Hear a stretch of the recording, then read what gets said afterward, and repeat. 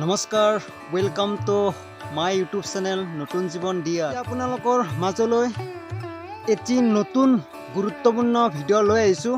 আমি সকলোৱে জানো যে 15 আগষ্ট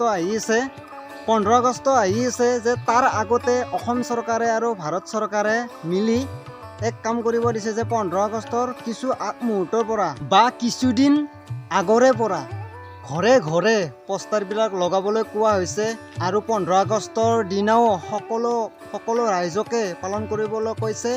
আজি আপোনালোকক এই ভিডিঅ'টোৰ মাজতে মই এটা দৃশ্য দেখুৱাম। এখন এম ই স্কুলৰ ছাত্ৰ ছাত্ৰী অৰ্থাৎ আৰু মাষ্টৰক ঘৰে ঘৰে বা ৰাস্তা প্ৰচেছন কৰা হৈছে। সেই ভিডিঅ'টো আপোনালোকক দেখুৱাম।